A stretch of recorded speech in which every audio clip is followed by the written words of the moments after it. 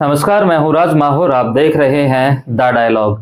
आज फिर मैं आपके लिए लेकर आया हूँ डॉक्टर योगेंद्र जी द्वारा लिखा एक खूबसूरत आलेख, युद्ध में जनता मरती है, सरकार नहीं। यूक्रेन में सर्दियों का मौसम आने वाला है। यूं सर्दी भारत में भी उतर रही है। लोग स्वेटर और जैकेट का इस्तेमाल करने लगे हैं, लेकिन यूक्रेन की ठंड हमारी जैसी नहीं होती। वह 1 डिग्री से लेकर माइनस में भी जाती है। रूस के पुतिन यूक्रेन को लेकर हमलावर हैं। कल उसने 200 से ज्यादा मिसाइलें यूक्रेन पर दागी। इससे उसके पावर ग्रिड बर्बाद हो गए और 30 लाख लोग अंधेरे में दुब गए हैं। उनके पास बचने के लिए बंकर ही सहारा है। 1991 में रूस से अलग हुआ था यूक्रेन।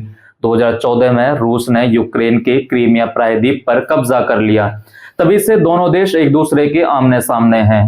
24 फरवरी 2022 को जब पुतिन ने यूक्रेन पर पुनः हमला बोला तो लगा कि यूक्रेन जैसा छोटा देश टिक नहीं पाएगा और जल्द ही रूस के सामने नतमस्तक हो जाएगा। मगर यूक्रेन न केवल टिका, बल्कि उसने रूस के कुर्स्क इलाके पर कब्जा भी कर लिया। यूं दोनों देशों की लड़ाई में 10,000 सैनिक मारे गए हैं और संयुक्त राष्ट्र संघ के मुताबिक 11,000 यूक्रेनी नागरिक भी मारे गए हैं। इसराइल और फिलिस्तीन का युद्ध भी जारी है। तनातनी दक्षिण कोरिया और उत्तर कोरिया में भी है।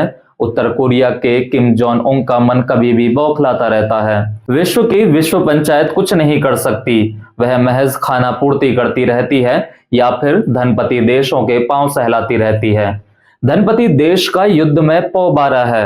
वह अपने हथियारों और फाइटर प्लेन बेचकर अपनी अर्थव्यवस्था ठीक करता रहता है। मुझे आज तक समझ नहीं आया कि देश के अंदर मणिपुर में मैतेई और कुकी के बीच जो अनवरत लड़ाई है, हिंसा, रक्तपात और औरतों के साथ भयानक दुष्कर्म है, इन्हें शांत करने के लिए सरकार या फिर नागरिक पहल क्यों नहीं हुई।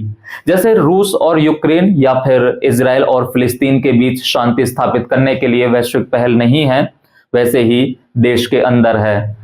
शायद समाज में यांत्रिक बुद्धि बढ़ी है, लेकिन संवेदनात्मक बुद्धि घटी है। वरना कोई कारण नहीं कि लोग पहल नहीं करते। सरकारें चाहे जिसकी भी हो, नागरिक सुरक्षा तो होनी ही चाहिए।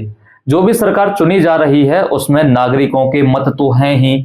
लोकतंत्र में सरकार जहां फेल होने लगती है, वहां नागरिकों का दायित्व तो बढ़ जाता है। देश को सिर्फ सरकारों के भरोसे नहीं बैठना चाहिए। युद्ध में जनता मरती है, सरकार नहीं। सरकार गजब चीज होती है। वह बनते ही शर्म खो देती है। उसका हृदय खाली हो जाता है और वह कंक्रीट से भरने लगता है। सरकार जनता के लिए कम, कुर्सी के लिए ज्यादा जीती है, इसलिए वह ज्यादा खतरा नहीं उठाती।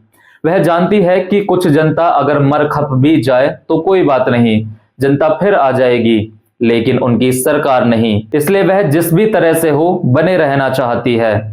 नागरिक यह खतरा उठा सकते हैं।